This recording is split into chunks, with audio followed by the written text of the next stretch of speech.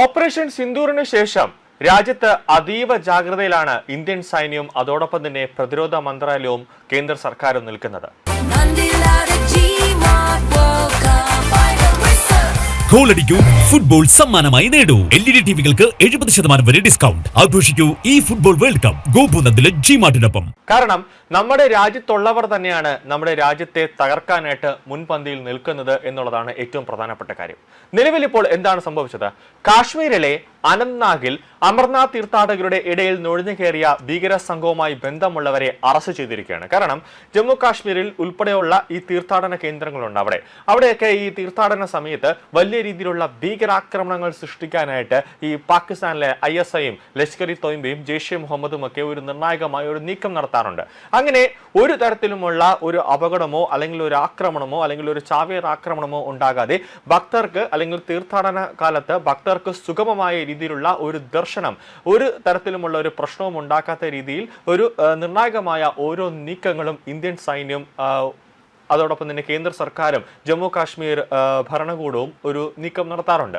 അങ്ങനെ അതുമായി ബന്ധപ്പെട്ട് അവർ പല തരത്തിലുള്ള ടെക്നോളജികൾ അല്ലെങ്കിൽ പല തരത്തിലുള്ള സാങ്കേതിക മികവുകൾ അല്ലെങ്കിൽ സാങ്കേതികമായ ഉപകരണങ്ങൾ ഓരോ വർഷവും ഈ തീർത്ഥാടന കാലത്ത് അവർ ഉപയോഗിക്കുന്നുണ്ട്. അതായത് ഇപ്രാവശ്യങ്ങൾ, അതായത് കഴിഞ്ഞ വർഷമേ അവർ ഉപയോഗിച്ച ഒരു പ്രധാനപ്പെട്ട ഒരു കാര്യമുണ്ട്, അത്യാധുനിക ഫേഷ്യൽ റെക്കഗ്നൈസേഷൻ സിസ്റ്റം. അതായത് ഈ തീർത്ഥാടനത്തിനും വരുന്ന ഭക്തജനങ്ങൾ, അതായത് കൂടുതലായിട്ട് ഹിന്ദു ഭക്തജനങ്ങളാണ് അവിടെ തീർത്ഥാടനത്തിനകത്ത് വരുന്നത്. അപ്പോൾ ഈ വരുന്ന ഭക്തജനങ്ങൾ അവർ ഏതെങ്കിലും തീവ്രവാദ സംഘടനയിലുള്ള ആളുകളാണോ അല്ലെങ്കിൽ കൊടും ക്രിമിനലുകളാണോ എന്നൊന്നും തന്നെ അവരെ അറിയാൻ പറ്റില്ല. കാരണം നമുക്കറിയാം, വ്യാജ ആധാർ കാർഡുകൾ നിർമ്മിക്കാൻ പറ്റും, വ്യാജ തിരിച്ചറിയൽ കാർഡൊക്കെ നിർമ്മിക്കാൻ പറ്റും. പക്ഷെ അവരുടെ ഈ ഫേസ് റെക്കഗ്നൈസേഷൻ സിസ്റ്റത്തിൽ കൊണ്ട് പതിപ്പിക്കുന്ന സമയത്ത് ഇവർ ഏതെങ്കിലും തരത്തിലുള്ള കുറ്റകൃത്യങ്ങളിൽ പങ്കെടുത്തിട്ടുണ്ടോ അല്ലെങ്കിൽ ഇവർ ഏതെങ്കിലും തരത്തിലുള്ള മോസ്റ്റ് വാണ്ടഡ് ക്രിമിനൽസ് ആണോ എന്നുള്ള ഡേറ്റാബേസുകൾ കേന്ദ്ര സർക്കാരിന്റെ അവരുടെ തന്നെ സിസ്റ്റത്തിൽ അപ്ലോഡ് ചെയ്തിട്ടുണ്ട്. അപ്പോൾ സ്പോട്ടിൽ തന്നെ ഇവർ ഏതെങ്കിലും പ്രതിയാണെങ്കിൽ അവരുടെ മുഖത്ത് തന്നെ ഈ മുഖം സ്കാൻ ചെയ്യുന്ന സമയത്ത് ഇവർ ഇന്ന കുറ്റവാളിയാണ് എന്നുള്ള ഇവരുടെ ഫുൾ ഡീറ്റെയിലിംഗ് കിട്ടും. അതിന്റെ സഹായത്തോടു കൂടിയാണ് പ്രതികളെയൊക്കെ സ്പോട്ടിൽ തന്നെ അവിടെ പിടികൂടുന്നത്. നിലവിൽ അങ്ങനത്തെ, അതായത് ഫേഷ്യൽ റെക്കഗ്നൈസേഷൻ സിസ്റ്റത്തിന്റെ സഹായത്തോടു കൂടി 3 ഭീകരരെയാണ് ജമ്മു കാശ്മീർ പോലീസും അതോടൊപ്പം തന്നെ സൈന്യവും പിടികൂടിയത്. ജനക്കൂട്ടത്തിനിടയിൽ നിന്ന് തീവ്രവാദികളുടെ 3 ഗ്രൗണ്ട് വർക്കർമാരെയാണ് ഈ സഹായത്തോടു കൂടി തിരിച്ചറിഞ്ഞ് അറസ്റ്റ് ചെയ്തിരിക്കുന്നത്. ഇവരുടെ പ്രധാനപ്പെട്ട ലക്ഷ്യം അമർനാഥിന്റെ തീർത്ഥാടന കേന്ദ്രം ആ യാത്ര തടസ്സപ്പെടുത്തുക, വലിയ രീതിയിലുള്ള ഒരു ഭീകരാക്രമണം നടത്തുക അല്ലെങ്കിൽ ഒരു ചാവേർ ആക്രമണം നടത്തുക. അതായിരുന്നു ഈ 3 തീവ്രവാദികളുടെ പ്രധാന ലക്ഷ്യമെന്നാണ് നിലവിൽ ലഭിക്കുന്ന സൂചനകൾ.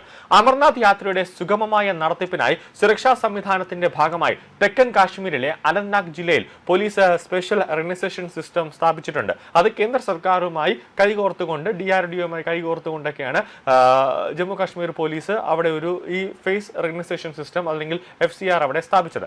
അനന്ത്നാഗിലെ സർബൻ പ്രദേശത്തു കൂടി കടന്നു പോകുമ്പോൾ സംശയാസ്പദമായ 3 വ്യക്തികളെ കുറിച്ച് FIR സമയബന്ധിതമായി അലർട്ടുകൾ നൽകിയതായി പോലീസ് വക്താവ് പറയുന്നുണ്ട്.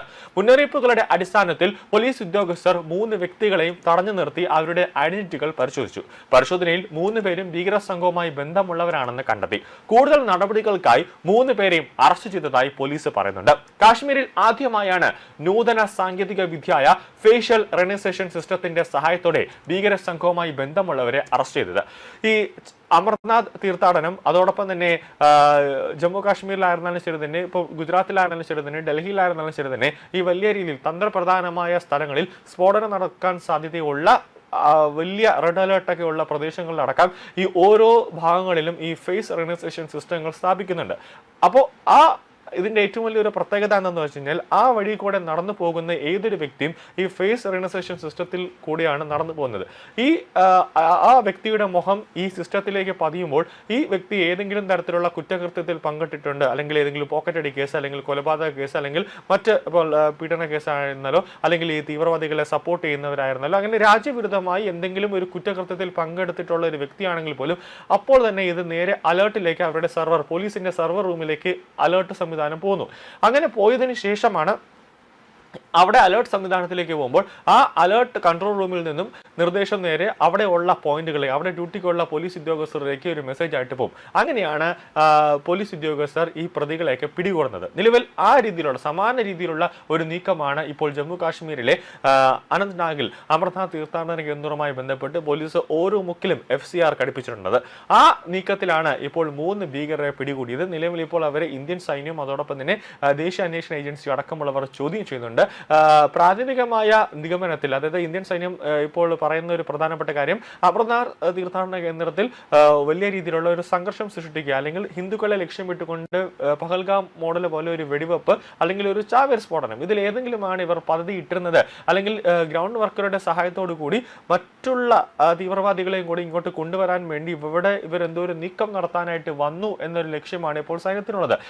പ്രധാനമായി ഈ 3 പേരെയും, ഈ 3 തീവ്രവാദികളെയും ഇപ്പോൾ വിശദമായി ചോദ്യം ചെയ്യുന്നുണ്ട്. അതിനുശേഷം മാത്രമേ എന്താണ് സംഭവിച്ചതെന്ന് കൃത്യമായ ഒരു നീക്കം ഇപ്പോൾ പറയാൻ സാധിക്കുള്ളൂ എന്നതാണ് ഏറ്റവും പ്രധാനം.